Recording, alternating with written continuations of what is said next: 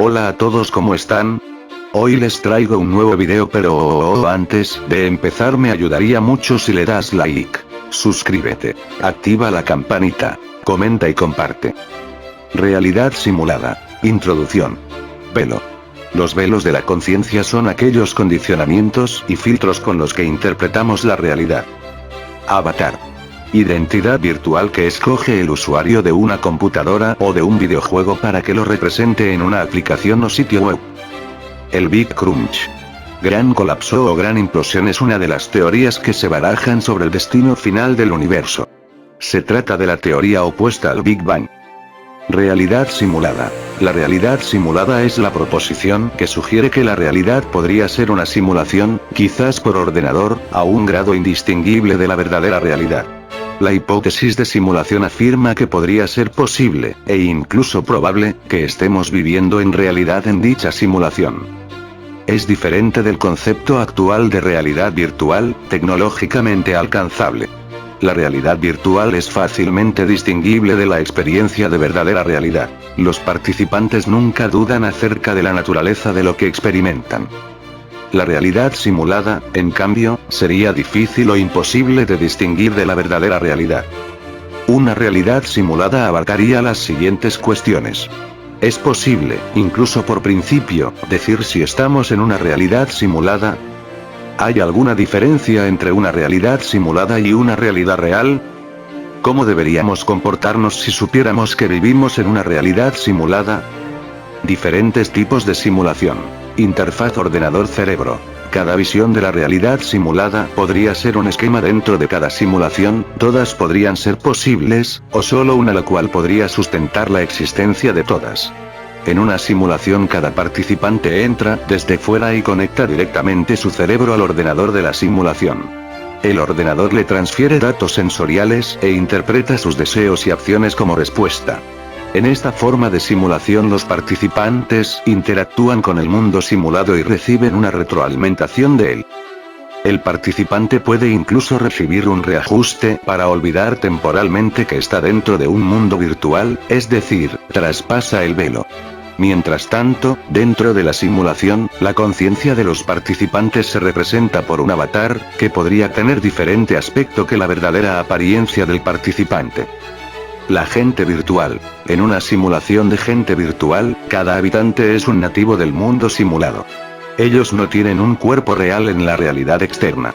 Cada entidad es completamente simulada, podrían ser descargados de una simulación a otra o incluso archivados y resucitados en una fecha posterior. Es también posible que una entidad simulada pudiera moverse por completo fuera de la simulación por medios de transferencia mental a un cuerpo sintético. Otra forma de obtener un habitante de la realidad virtual fuera de su mundo simulado sería clonar la entidad tomando un ejemplo de su ADN virtual y creando un ser en el mundo real con ese modelo. El resultado no traería la mente de la entidad fuera de su simulación, pero su cuerpo podría haber nacido en el mundo real. Esta categoría se divide en dos más. Gente virtual, mundo virtual, en el cual una realidad externa se simularía separadamente de las consciencias artificiales. Simulación solipsista en la cual la consciencia se simula y el mundo participante percibe que existe solo en el interior de sus mentes. Teoría: vivimos en una simulación.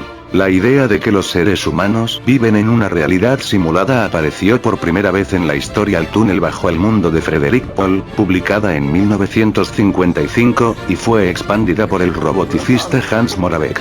El filósofo Nick Bostrom desarrolló un argumento ampliado, examinando la probabilidad de que nuestra realidad sea un simulacro. En la historia de Pohl, el protagonista se entera que ha muerto en la realidad, pero su conciencia vive en una realidad simulada diseñada para probar estrategias de mercado para los simuladores. Moravec fue el primero en decir que los humanos podían recrear el pasado a través de una simulación muy avanzada en su libro de divulgación científica, Mind Children the Future of Robot and Human Intelligence, 1988.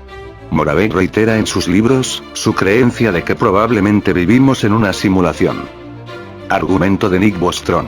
10 años después de que Moravec publicara el argumento de la simulación, y 3 años después de su actualización en el segundo libro de divulgación científica, el filósofo Nick Bostrom investigó la posibilidad de que estemos viviendo en una simulación. Una versión simplificada de su argumento procede como sigue.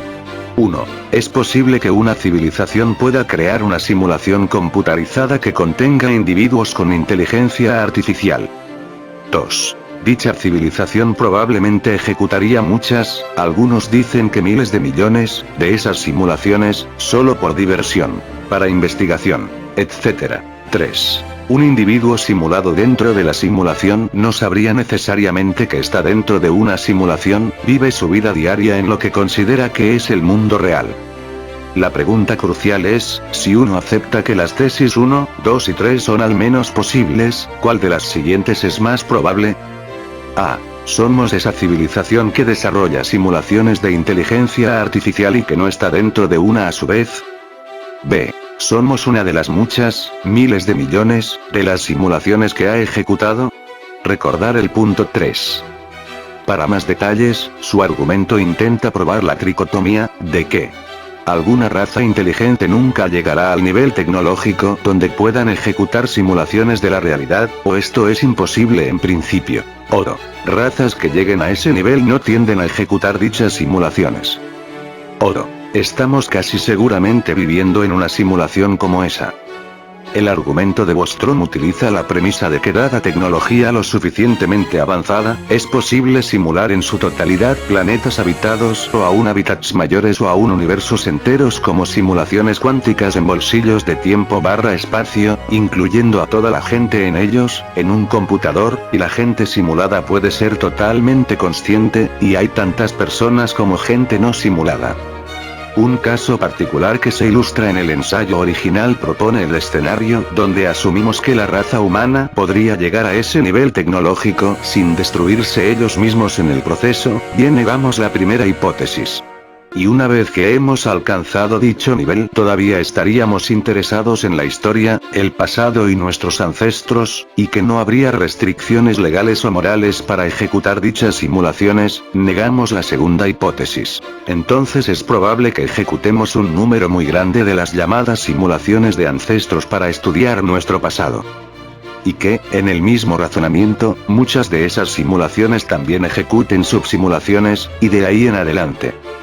Y dado el hecho de que ahora es imposible decir si vivimos en una del vasto número de simulaciones del universo ancestro original, la probabilidad es que lo anterior es cierto.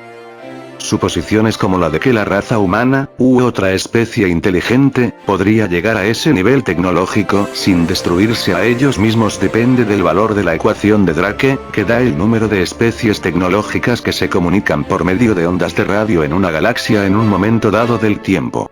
La ecuación expandida busca el número de civilizaciones posthumanas que existirán en cualquier universo dado. Si el promedio para todos los universos, reales o simulados, es mayor o igual a 1, dicha civilización que existiría en la historia de cada universo, entonces la probabilidad es abrumadora a favor de la proposición de que la civilización promedio está en una simulación, asumiendo que dichos universos simulados son posibles y tales civilizaciones desearían ejecutarlas. El punto omega de Frank J. Tipler. El físico Frank J. Tipler ve un escenario similar al del argumento de Nick Bostrom. Tipler mantiene que es un escenario cosmología físicamente requerido en el lejano futuro del universo. A medida que el universo llega al fin en una singularidad gravitacional durante el Big Crunch, la capacidad computacional del universo es capaz de incrementarse a una tasa suficiente que acelera exponencialmente más rápido que lo que corre el tiempo. En principio, una simulación ejecutada en este computador universal puede continuar para siempre en sus propios términos, aun si el tiempo tiene solo una duración finita. El profesor Tipler identifica esta singularidad final y su estado de capacidad de información infinita con Dios.